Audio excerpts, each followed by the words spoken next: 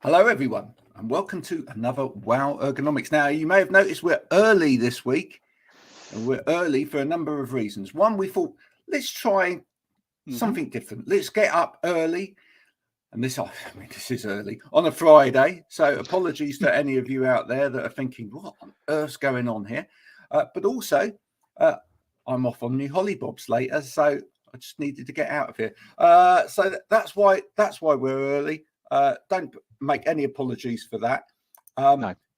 But here we go with another Wow Ergonomics. Now, I've got something to say before we bring the guests in, Stephen. Okay. As you Morning, know, everyone. Recently, I've started wearing these things. Yeah? Yes. And you know how, like, smokers over the years have had special compensation at work for, like, taking time to go and smoke? Yeah, right? yeah. You don't see so much of that these days, although people do vape. I think people that wear glasses need a bit of extra time at work, right? Because I've noticed you have to stop and clean them. Yeah. Okay. Yeah. I mean, you might not get that with contact lenses, but No. you know, for me, it's you know, it can be an issue. Anyway, there you go. You're just looking for more. You're just looking for more breaks, Graham, aren't you? Basically, to get out and have a little bit of a walk around the block and keep nice and healthy and fit and all that sort of thing. So, absolutely. Now, we have got some brilliant guests for you today. So let's bring in our first guest. So if we take this away, I'm going to say hello, first of all, to Bex. Hello. Thanks for joining us. Hi, Happy Bex. Friday. Morning. Hi, Stephen. Hi, Graham. Hello. How are you doing? Where are you coming from? I'm on the Wirral. I've just been for a swim this morning, so I'm in the Village Hotel in Bromborough talking to you guys with a coffee, a Starbucks coffee. It's needed. Well, that's absolutely brilliant. Do excuse me 2 seconds. My wife is calling. Hello, love. I'm online. I'm on air. Okay, just quickly tell me what you want from the shop. I've sent you a picture. Okay, all right. I will do. That's brilliant. I will do. I'll do that now. Okay, bye. I've got to tell her what I want from the shop. Can anyone pick for me? Okay, I'll show you what she sent me, but she sent me a photo. Okay, do apologise for all of this, but you know this is real life. It's important. I say. Yeah. Now look, there's the choice. Ooh. Is that like an ice Belgian bun in the bottom left corner? Yeah, I've got to go with that. that. I think you've got to. Yeah, it's Friday. Why not? I think as soon as we saw that, the sort of the vote was over, wasn't it? Really, it's that is the choice. I mean, does anyone not like them? No, I don't know anybody that doesn't like those. No, absolutely. But you do realise you've got me I'm hungry now. Yeah, you see. I want one too. You're going to go and find one in Starbucks. You're in Starbucks. I will do. I'm going to go and get one in a minute. The swim you've done, the early swim has put you in credit for the day, Bex. Therefore, you can go and have that because you're already in credit. I am, definitely. Now, we've also got Ahmed joining us. I'll bring Ahmed in, but Ahmed, we can't see you at the moment. Oh, here he is. There we go. Ahmed, hello. Okay. How are you, sir? Doing good. It's been Would you have chosen the Belgian bun? That's what we need to know. Would you have chosen would that have been your option? Graham's had a bakery choice. I like to be surprised. You like to be surprised? Oh, you like to be surprised? Yeah, I like to be surprised, yeah. Well, there was a Bakewell tart, look. That actually looks pretty good as well. I think the bun's best choice. I'm still going. I've gone with the bun. Is it? Belgian bun. Yeah. Full house. Yeah. Now, what we start by doing on this show is giving people the opportunity to talk a little bit about themselves and say what it is that they do. So let's start with Bex first. Tell us a little bit about you, where you're from, and what it is that you do, Bex. So I'm a dating coach and matchmaker, and I started that just after COVID. It was something that COVID springboarded that situation for me. Kids at home, lockdown. I was like, what can I do? My background prior to that was recruitment and HR, so I've always been fascinated with people and behaviours, and I've always wanted to help people because years ago I came out of a toxic marriage, and I was just like, I would never want anyone to go through what I went through. So I started to research like sort of what a good relationship is, you know, and what it looks like, and what a toxic relationship is, and how people enter into a toxic relationship. So for me, that's something I'm really passionate about, and I love what I do. I offer 3 services. want a tailored, discreet matchmaking service, and that's for somebody who wants to keep their personal life private. So it could be like a director of a company, and he wants to like keep his cards close to his chest, or she wants to keep her cards close to her chest. And I will go out and proactively search, one, on our database first, and two, I will go out proactively search the market and network with people to find that person the best fit for them. But that's a thorough interview. I want to know like what their previous relationships have looked like. I want to know sort of why their previous relationships didn't work and what a healthy relationship looks like to them.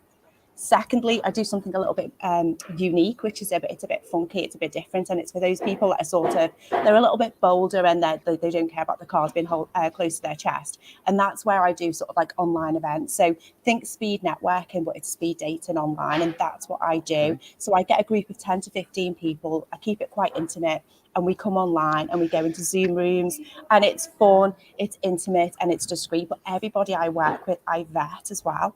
So, and that's to keep everybody that I work with, to protect them basically. So if you're on a speed online dating event, hypothetically, and Graham, let's just use you for example, you're like, oh, Susie looks great. And Susie's like, oh, really hit it off with Graham. Nobody online can exchange contact details because I can't protect that person if they do. If they do, they do it at their own risk, and they're stepping out of the terms of the business. So what I ask them to do is, if you hit it off with anybody, email me. I'll then ascertain if it's a mutual match. And if it's a mutual match, I'll bring you both together, and that's the match made. So we take it from there. So that's what I do. And then I run events as well, like quarterly events where we meet in person. It's sort of like black tie events, lots of Prosecco, and it's a bit of like, it's just mingling and having fun, really. We just get together and let our hair down. So that's what I do. We're going to come back to you later about the ergonomics of relationships, because we've had a little chat with somebody on here before about that. Because actually, that's quite interesting. And I also want to pick your brains about, there are so many people on LinkedIn who are a bit sleazy, right? I've had it, experienced it. We need. That's true. Yeah. We need to talk about that, right? Because that needs talking about. Ahmed, what about you, sir? What is it you do? Right. Well, just before I introduce myself, like, I am single too. So, if you see any match for me, Bex, just let me know. Available. I got my nice shirt on. Yeah, I'm good to mingle. It's the shirt, Ahmed. It's the shirt. You'll have no problem. That shirt is a winner. Shirt, that shirt's a winner, mate. That shirt is a whole winner. Package, Yeah. No. So fun little journey to like how I came here. So right now I'm freelancing, and my primary services is as a copywriter, and also as a content creator overall. Yeah. So I went through this whole spiral train again through COVID, where a lot of things did happen. I was involved in a lot of different businesses, found a lot of different practices. I built websites, I did social media, I ran ads, I went through the whole 9 yards. And the funny thing about that is like I was mediocre at best with like most of them, but through it I got to understand this nuance of just like what people are looking for, what their journeys are like, what these unique stories are that people have to tell.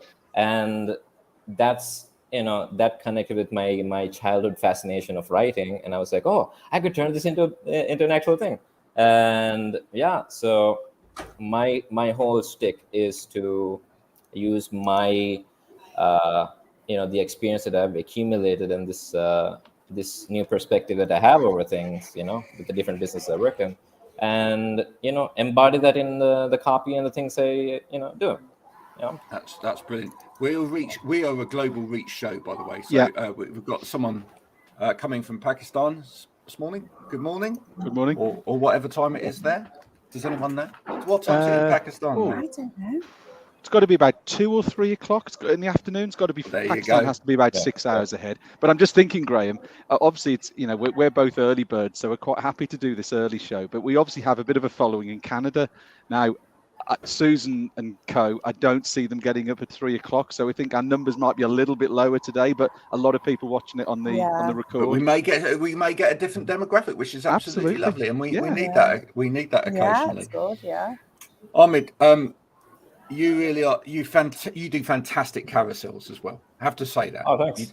Absolutely fantastic carousels. You did one the other day which showed exactly how to nail it. In fact, I think we've both done some carousels recently where we've gone, look, this is how you do a carousel. You know, what is it that people miss out on a lot in their content, especially graphical content? Yeah. So I found something very interesting. And like I said, I like to look at patterns when it comes to content. That's like my whole thing. And what I've been finding on LinkedIn, especially when you're like a writer or designer, is a lot of the content it's not technically educational. It's more affirmational, because everybody really knows what you're talking about. You're a writer. You already know your frameworks. You already know all these little doodads to put your things together. So when people make content, everyone's like, yeah, I know that too. It's kind of boring. So my whole shtick is, Yeah. I mean, hey, good, it's again affirmational. It means you're doing the right thing, if everyone is doing the same thing as you. But how I like to go about it is I like to, again, go at it from a different angle. So again, even with the recent carousel I did, it was on the hero's journey, which is a storytelling framework told from I think it was in the 1930s. Yeah. And I was like, oh, how can I use that and apply that for content? And I was like, oh, I went down the spiral trail. And my head is full of just like, pop culture references. So I just pieced everything together, found a nice picture of Deadpool laying down his butt out, and was like, okay, this works. Yeah, absolutely. And who doesn't love a nice perky Deadpool butt? Bex? Who doesn't? Who doesn't? Yeah. You know, Yeah. Ryan Reynolds obviously Does it for me? does that very, very, very, very well. Of course, his content, if no one's ever seen his content on LinkedIn, his content rocks, right? Ryan Reynolds. Amazing. Yeah. Okay. Oh, Absolutely is he on LinkedIn? Is he? Yeah. He is on Oh, LinkedIn. okay. I'm not going to stalk him. Everyone now is quickly going onto LinkedIn and Yeah, putting Ryan just, Reynolds in friend Yeah. request, or not friend request, connection request, isn't it? So, He's one of the funniest guys, I think, out there. does he do a Great. lot about, because he's the guy who part owns Wrexham Football Club, isn't he? So is a lot of it around that, Graham? Is there a lot of bit of a football and Wales sort of angle football, to what but he does? also he owns a telecoms company as well. Right. So he does kind of like stuff around the telecoms company. It was Right. very self-defacing, very very witty, very humorous.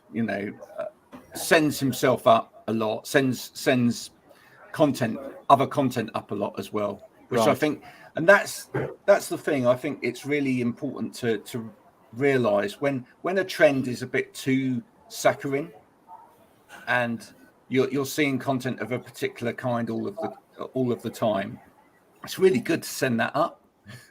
Yeah. It's really good to show other people that I understand, show other people we all think this, but nobody's saying it. I'm going to say it. I'm going to prove that this isn't the kind of content you should be making. And that's important. Ahmed, we will come back to you in a bit because we love writers and content creators on this show. Yes, and the one reason we do is because you sit on your bottom all day long, right? That's okay to say yes, Ahmed. I'm not sure he's hearing me at the moment. My connection is just like all over. Saying one of the reasons we love content creators on this show is because you sit down and work virtually all day, right? Pretty much. Yeah, pretty much. When you're not working, you're researching. Yeah, you're always exactly. doing something. So we are going to come back to you on that in a bit. So, oh my goodness, we really are getting everyone to Wowzers. We've We've gone from Asia, Kenya. we're now going to Africa. Wow. We're going around the world. Yeah, that's cool. Around the world, around the world. There we go. So Daft Punk. Daft Punk, little Daft Punk reference. Graham loves to crowbar a little bit of music in, don't you, Graham? I do. So much so that this is my favourite album at the moment. This is the new Gorillaz album. If you haven't listened to it yet, it's brilliant. Okay. Cracker Take Island. your word for it. There you go. Yeah, no, it really is. It's an absolute banger, as they say. So, Bex, let's go back to what we were saying before. People on LinkedIn kind of need services that actually control how people get to know each other, because there is an abundance of people that are doing it wrong out there. Yeah. Yeah. I mean, you see so many posts where people are saying, someone just slid into my DMs and then immediately started l'amour with me. Which is so off-putting. It's just unprofessional though, isn't it? And it's absolutely unprofessional. I do think they need like an algorithm to pick that up. Like there's keywords, because before Creme de la Creme, I was working on an app, and I got absolutely ripped off by this IT company though. I won't say who they were. I might do actually, if I'm allowed to.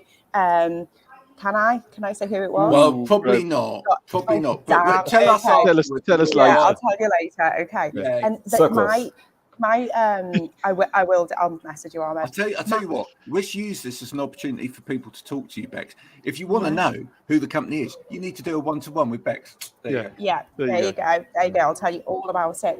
So I was literally working on an app, and the objective of the app was to build an algorithm into it which picked up keywords. So my objective is to do dating right, and it's so all the sleazeballs out there, all the people that are sort of, I call them the Primark end of the market, if they're like literally, because if that's their behaviour. Not that Primark's bad, okay?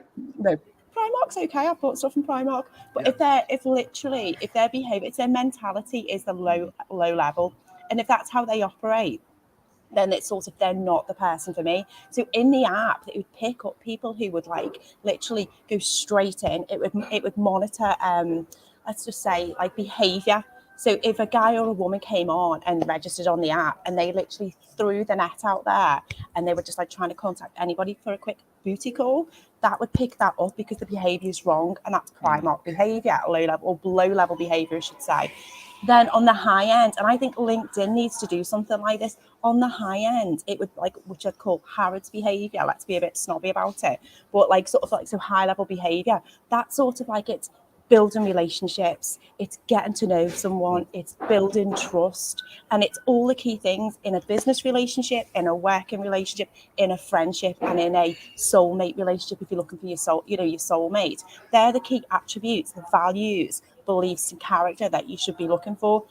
I used to, like I said before, I used to work in recruitment, and I was literally horrified because you'd see recruiters, female recruiters with, excuse the expression, but like, let's just say tops down here, or dresses like where you're like, whoa, you need to put some trousers on, or you need to put some underwear on, because you're just like, or some clothes on, full stop, right? If you want to win business or win a relationship or a partnership, do it the right way. You know, sort of, if you've got to go to those levels to get business or to meet somebody, it's the wrong way to do it. And you need to have a chat with me, and I'll coach you, because it's the wrong way to do things. And LinkedIn needs to do something about it, because I've been hit on by, I used to do engineering recruitment years ago. I tried it and I didn't like it, and I'd get engineers hitting on me and sending me, messages, and I was just like, this is gross, this is disgusting, and it's not right.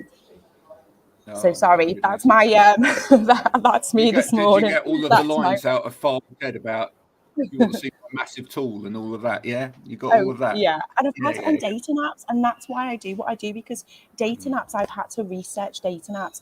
I've had to research.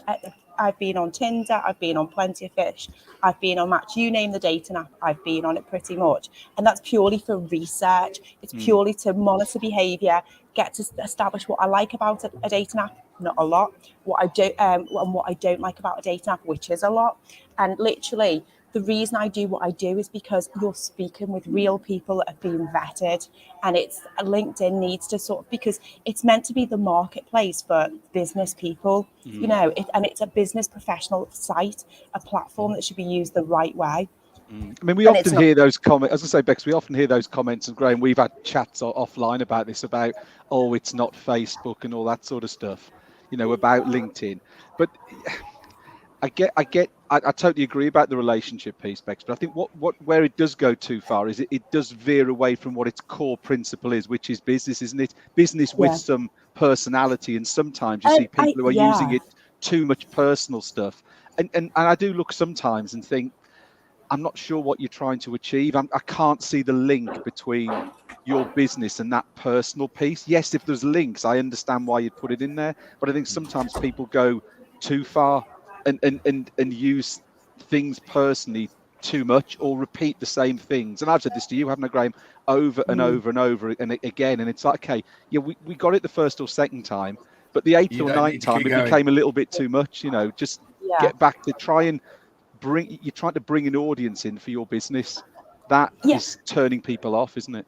I totally agree with you. I think it's getting the balance of, you need to, this is a bit cheesy what I'm going to say now, but you need to let your magic shine through, because people buy from people. So you have to show your personality, but literally it's getting that balance where there's a fine line, isn't there, where you're saying sort of like stuff you like, that is a Facebook, that's Facebook now, that's a Facebook. Whereas you need to get the balance of being who you are, letting your magic shine, and getting people to buy from you because they like who you are. Like Graham, the thing that attracted me about you is I loved your cheekiness in your title, sort of like, let's mix it up. I can't remember what the key words were, but I was like, I like it because he's different, he's standing out, and he's being himself, and he doesn't care. But I've met you today, and you're really professional, you're fun, and you've got lots of energy. I'm sure there's a lot of people that are like, she does my head in about me, and that's okay. I'm okay with that. I'm not hung up about that, because I know there's people who like me for who I am. You connect with certain people, and that's what it's about, building the right relationship with the right people. Yeah. And when I said earlier about the ergonomics of relationships, because I don't know what your both of you, what you think when you hear the word ergonomics. What do you think of? Chairs. Immediately chairs. Chairs. Immediately chairs. So you think of product, right? Yeah.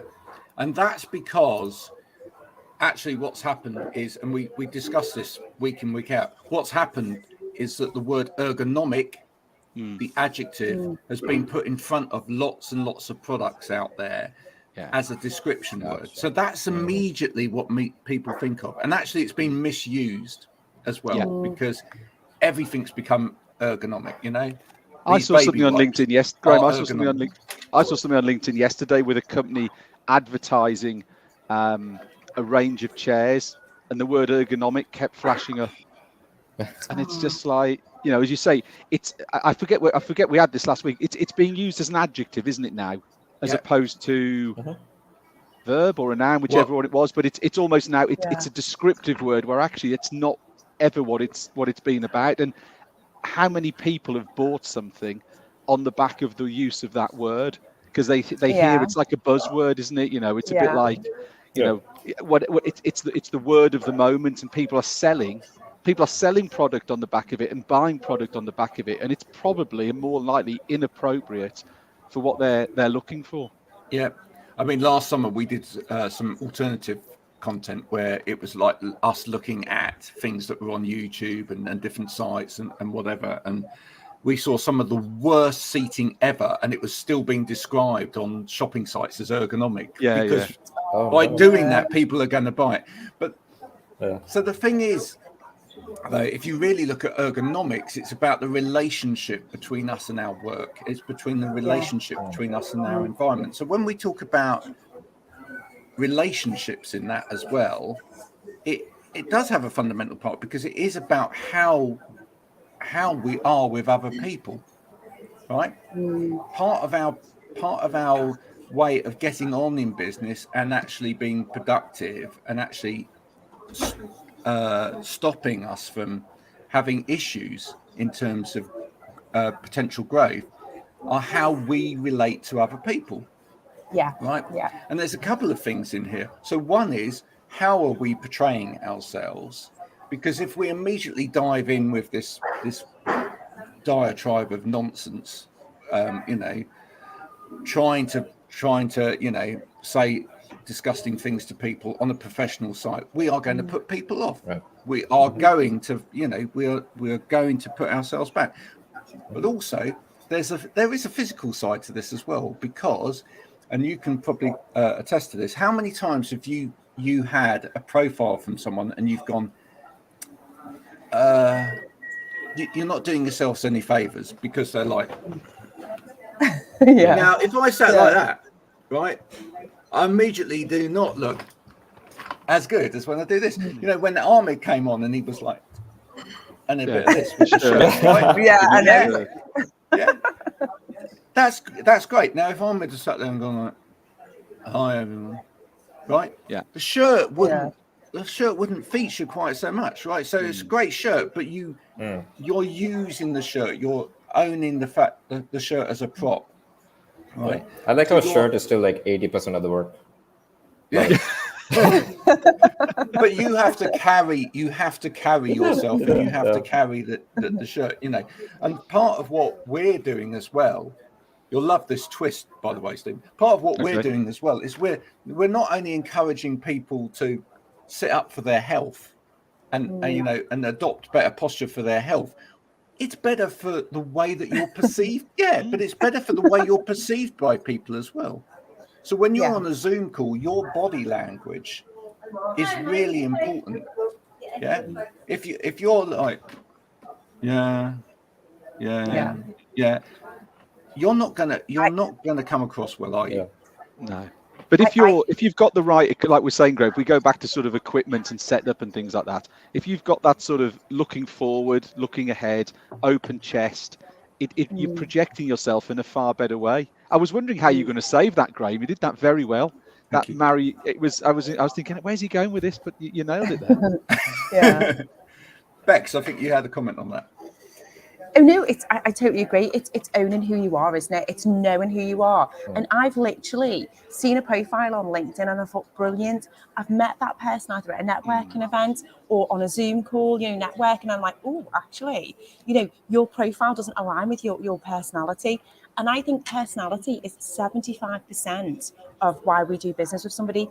Purely, obviously, their experience, their knowledge, and everything comes into that. But we buy into personality. So if you've got two LinkedIn profiles, they do the same thing. You have a Zoom call with both of them, or you meet them both at a networking event. Instantly, you will connect with one person, and that's because you align with their personality. They know who they are and they own their stuff. I was going to use another word then, but they own their stuff. You know, it's Friday, I won't say it. Ahmed, how much of your personality is in your content? 100%. An exuberant amount. Yeah. Why is that important?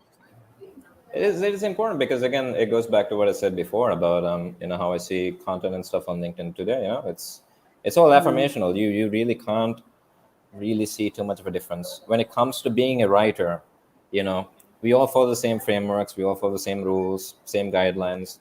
There's not really a lot to differ, you know. And we all say like, hey, you know, use this, don't do that. So it's the same. So the only thing that's going to change is your tone. The only thing that's going to change is your presence, your personality, and that's really what comes out with with good content. If you write the way you would write it, you know, it brings all the difference. And actually, we're now in an age where we have AI.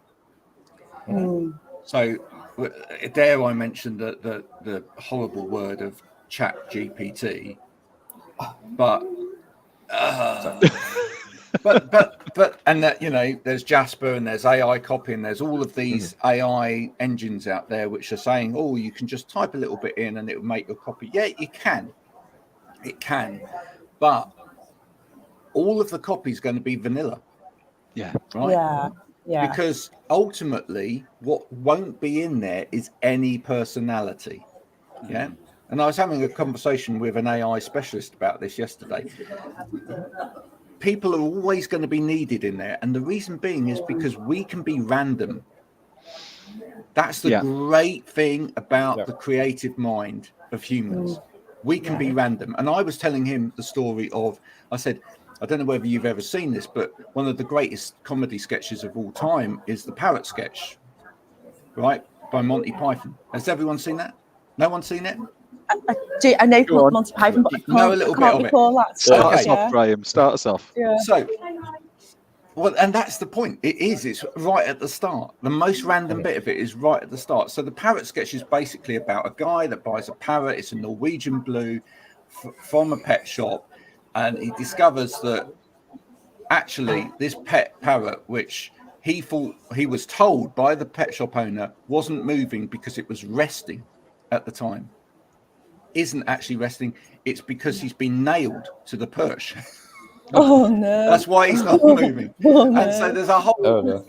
there's a whole fantastic monologue in there about all of the different terms for being dead. Like, it's an ex-parrot, it ceased to be, it's shut off its mortal coil. You know, this parrot wouldn't go boom if you put 1,000,000 volts up its pop. Anyway, all of that, brilliant. But the sketch starts, if you ever watch it, the sketch starts with the guy walking into the shop. And the first interchange is, they're both guys, but the first interchange is, he says, "Sorry, miss." And the guy goes, "Oh, sorry, I've got a cold." Now, you see, that's so weird. You know, or sorry, excuse me, miss. And then he says, "Sorry, I've got a cold." It's like, no AI is ever going to think of that. No AI is ever going to go, I'll tell you what, two guys come into a room and one of them's going to go, "Hello, miss." Right? "Sorry, I've got a cold." No AI is ever going to think of it. It's just so random. And yet we like it. We find it funny because of its randomness, because it's twisting logic. And, you know, all AI is built on logic. So, you know, it's so important. That's why it's so important to get your personality out there in copy and get your personality out on social media, because otherwise you're as bland as AI copy, and you might as well use AI copy. But ultimately, what we're going to see is a load of copy that's like, that's the same, that's the same, that's the same. Yeah. And we're about, you know, at the end of the day, we're about trying to stop people from scrolling, right? We want people to land on what we're doing. So if you want to stop people from scrolling past, you've got to do something different. You've got to be a step ahead with all of that. Graham, does this come back to something I remember when I started my first sales job back in 1995, so a long time ago, and it's a phrase that's always sort of rung true now. The guy I worked for at the time, he said, "People buy off people."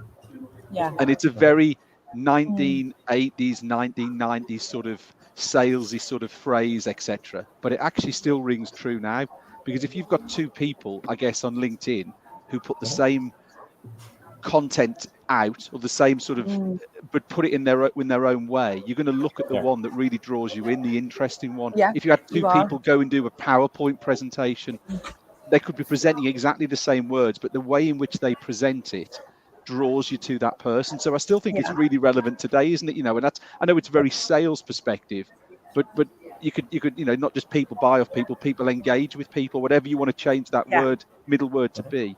It's that personality and that interest and that spark that, as you say, won't come across through AI, but draws you to one person over another. Yeah. So Ahmed, what do you do as a writer to keep yourself from getting physically you know, ill, you know, and keeping yourself healthy? And actually, do you find that you need to take regular breaks, not just from the physical point of view, but from the mental point of view as well? I mean, just to add to that last point, right? I feel like there's almost like a Pavlovian thing when it comes to like copy and writing. You know, there are certain patterns that we immediately recognize. You know, the numbers, the certain adjectives, certain verbs that you use, that you immediately recognize that is gonna make you stop. That is gonna make you stop reading and whatever. And that's a lot of what you get in a lot of these like AI generated, you know, clickbait titles and a lot of these things that are pumped out. People will stop and read them, but there is no genuine insight that they're going to get from it. But the pro of it is, for again all these guys that are using AI, is people are going to read it. There is science behind it. There is, again, the Pavlovian thing within us to actually stop and read and digest these things. But the problem is, it's not going to be memorable. And the memorable ones are the ones that causes that dissonance. It's like, oh, this is the pattern I recognize, right? But then anything that causes that dissonance, that's what you're going to think about. Yeah. So I think as a writer today, you need to be the one that knows about these patterns, but at the same time be able to cause that dissonance, you know? So just to add to that. And it's the reason I do this sort of thing all of the time as well, because I think one of the reasons I get clients to do this is because if you can show that you know something in a post, in a piece of writing, but you can be tested on whether you know something, and you can gain trust by when it comes out of your mouth. Yeah. So, you know, whilst Chat GPT might be able to write you a great article, you know, unless you can speak with truth about what's in that article online when being questioned, then actually you can't show your truth in its full color. So getting people online, talking, being questioned about things, having those dialogues, that actually really backs up the content. Then you put the two things together. That's incredibly powerful. Yeah. And that's similar to what I do. You've got a dating app and you're looking at all these different people online who've maybe sort of like wrote a cheesy profile, give you words that you want to hear, pictures you want to see, and you're like, right, you don't know who's behind that profile. But when I get them to come online and do like the online speed date, just as we're doing now, sort of thing, but it's a little bit different. They have to, you get to know their personality. They have to like literally talk what they've wrote. You know, like, well, actually, your profile says this. Show me. You know, tell me more about you. You know, and that's where you buy into that person, because a profile you can just swipe right. But actually, if you swipe right, actually that person might be amazing, but you don't know because you're dealing with copy. You're not dealing with a person, and that's the difference. Yeah. So how do you keep yourself? Sorry to come back, but how do you keep yourself from going stale, Ahmed? Oh, he's paused for a second. Hopefully he's going to come back. Another 50p in the meter. He's frozen. He's frozen. We may have lost him. May have lost him there. Oh, here he is. My He's connection. back. Yes, he is. It's been a bit of a Nancy today. Sorry to any Nancy's you might know. How do you keep yourself from going stale, Ahmed? I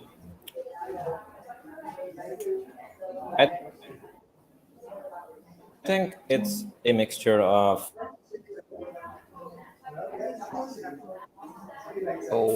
again. Yeah, it's dying on me, guys.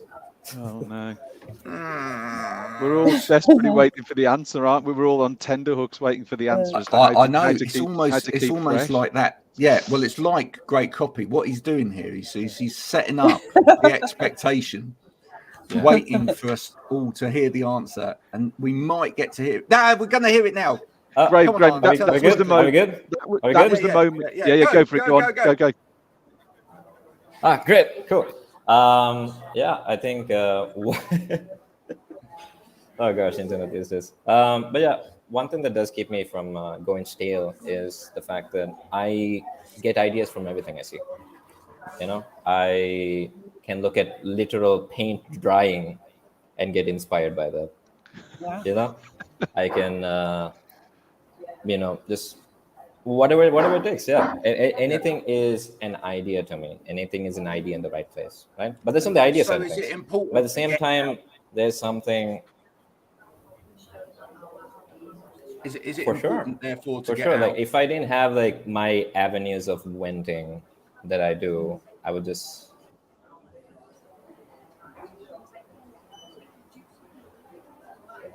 Graham, just a thought. Graham, next time we do this show, can you have queued up the EastEnders doof, just where just in case someone's about to give an answer and then we drop that in just to sort of as if I'll just plug this in and do it. Yeah. Tune in next week. Brilliant. Yeah. Oh gosh. Perks of being in the Maldives, guys. Yeah. Well, yeah, absolutely. Yeah, no, absolutely. Well, but also I'm surrounded here. I wrote this on someone's post yesterday. I am surrounded here by discs. You know, Wi-Fi in this area isn't particularly great unless you buy super duper Wi-Fi. So I'm literally being microwaved to death as we speak by millions of discs all around the house. Literally. I think there's 6 we've got in here. 6. Wow. 6 routers. just to keep, great Wi-Fi. So there you go. That's the answer. If you want really good Wi-Fi, Ahmed, you just need to get fried. Need to microwave myself. Got it. You need to microwave yourself. It is the best way to go. So how do you work at the moment? How do you work? Is it a laptop that you work on probably throughout the day, or Laptop? desktop? Sometimes, usually I just wake up. I have that quiet time. I figure out, okay, what are the things I need to do, and then figure out, okay, hey, today's an outside day. Okay, I need to go out. That's where I'm gonna get my inspiration. Now today's, I don't feel like going out. I'm gonna stay in. But yeah, laptop, man, it's convenient. Just plug it in whenever you want. Okay. It is. Dare we ask? Are you using a laptop riser and a separate keyboard and mouse?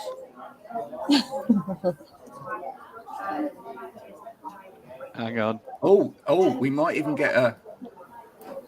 Ooh. Yes, One, I we have have a plenty. keyboard. Good. I have like an entire collection of keyboards, man. It's mental. Wow, good man.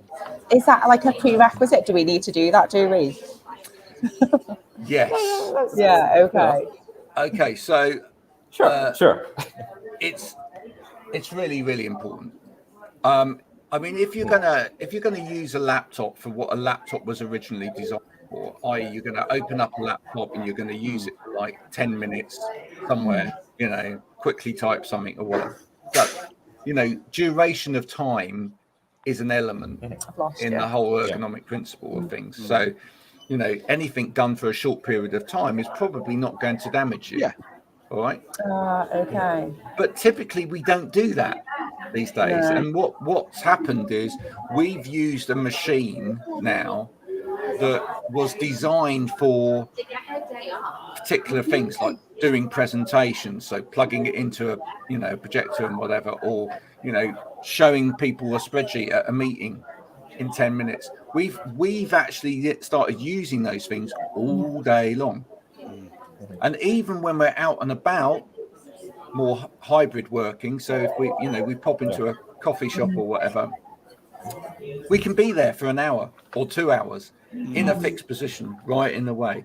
So if we're not setting ourselves up to use that properly, then we do run the risk of back conditions or musculoskeletal conditions, because but also, as we were talking about earlier, we run the risk of showing ourselves up, because we'll do this. We'll start getting a double chin because we'll be my kids always get me with a double chin. Yeah, because we're looking down there. And then you come in and take a picture. I'm like, We're not breathing properly because if we slouch our shoulders it's forward, open chest, isn't it? Yeah, we're not actually getting the oxygen into the brain.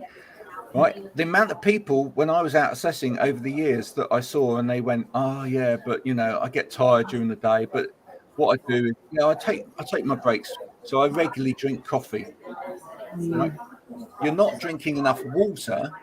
You're drinking coffee. And why do you drink coffee or something with caffeine in it? Is to keep you awake. Why are you not feeling awake? It's because you're not getting enough oxygen to the brain. So from a productivity point of view, the brain needs to get oxygen. Yeah. And if you're sat slumped, you're never going out, you're never getting any exercise, you're never doing any walking or whatever, then you'll start to get tired. You'll start to get mentally tired as well. And so for anyone doing what Ahmed's doing or I'm doing or whatever that you're trying to create, you'll get to that point where you just zone. yeah.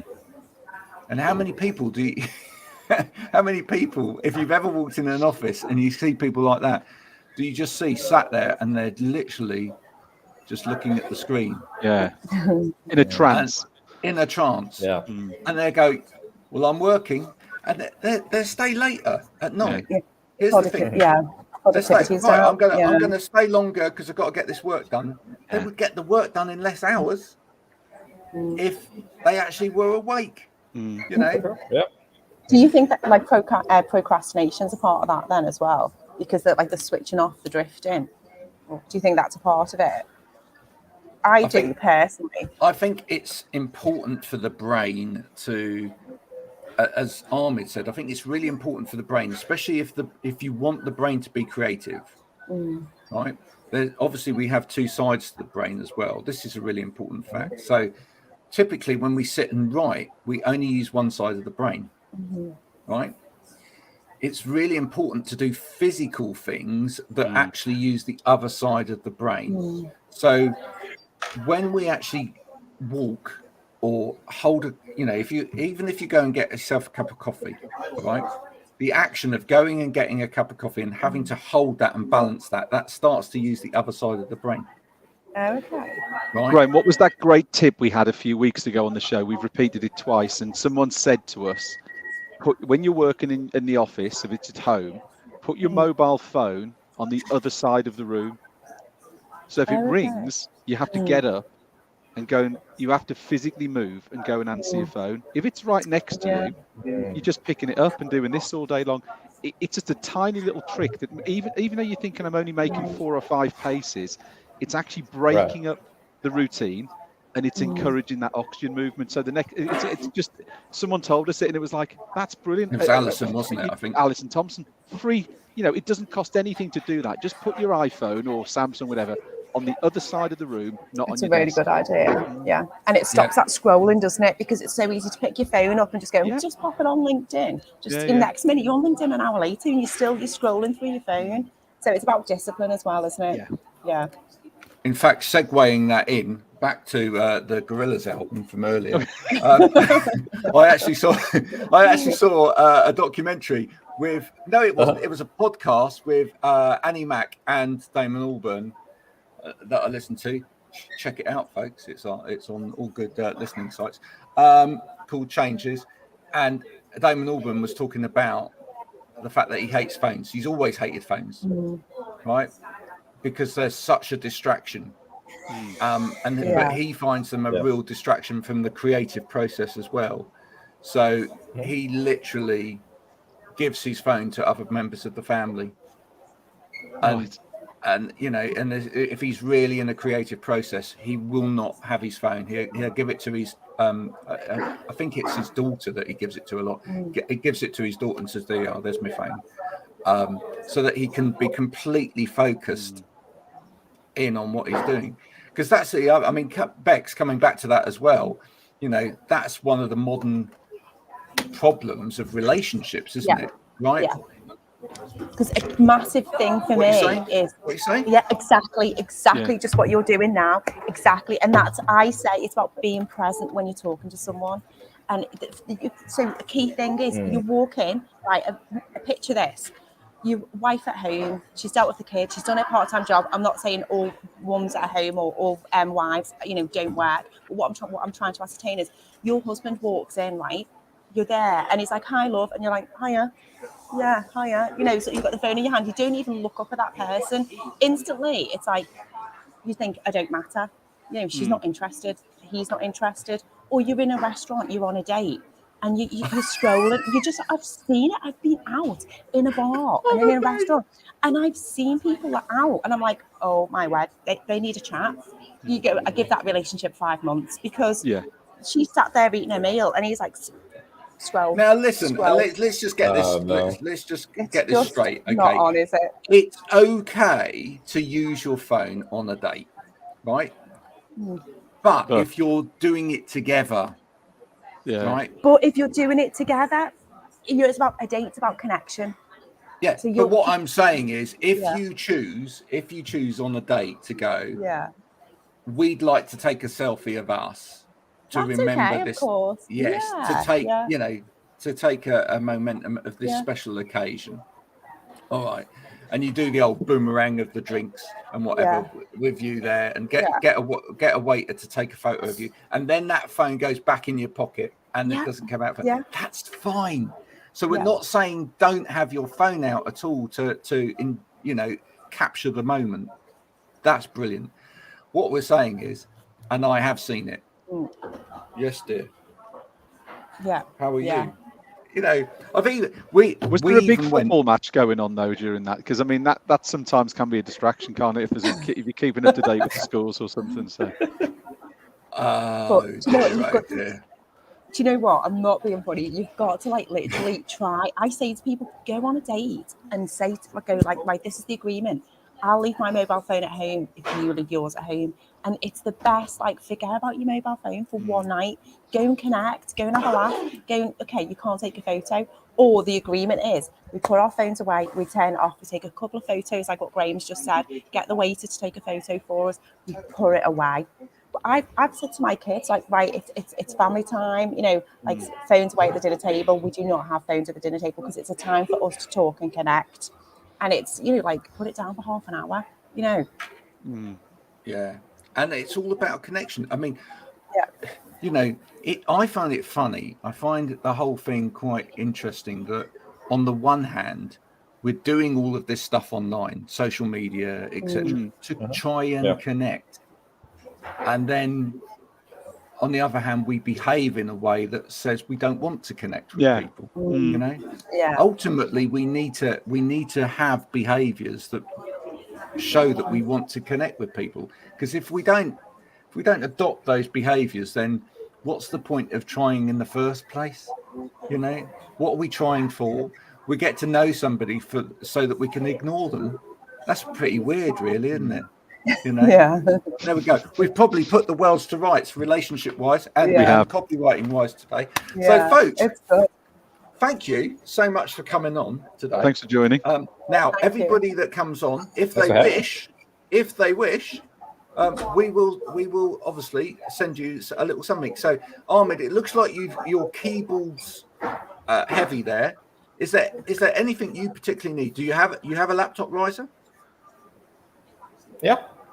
You have a laptop riser? I'm sorted, man. I'm good. And also, Graham, it saves me a massive logistics problem trying to get a parcel to the Maldives. So absolutely, I would have done my best, of course. Are you in the Maldives? Yes, that's right. Yeah. Oh, well, you could have said that at the beginning of the show. That's cool. Why do you think he looks so happy? Oh, yeah. Right, Ahmed. So you want me to find your wife? I'll need to have a holiday in the Maldives first to find out, so we can tell her what it's like. Well, that's a grand excuse if ever I heard one, Bex. Bex, what about you? How are you working? Laptop. Yeah, laptop. Nothing else? No, I just do my laptop and my phone to do lives and stuff. Right, so we need to sort that out for Bex. All we ask, Bex, is send us a photo of your desk setup. Connect with me on LinkedIn. Send us a photo. Okay. We will then send you out the little ergonomic care package, and then send us a picture back and let us know how you feel when you've got all the right kit. Amazing. That's sorted. That's great. Thank you. Yeah. Listen, everybody, thanks for joining us for another Wow Ergonomics. Always different. Always a different conversation every week.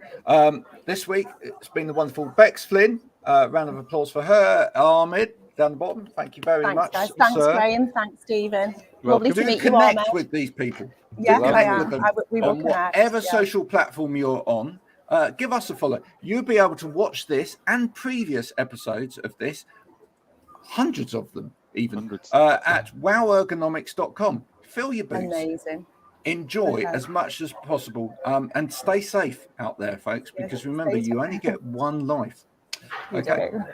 It's been lovely speaking to you. Thank you. It's great. Bye for now, everyone. Bye. Yeah, thanks for having us. Yeah. It's cool. Thank you.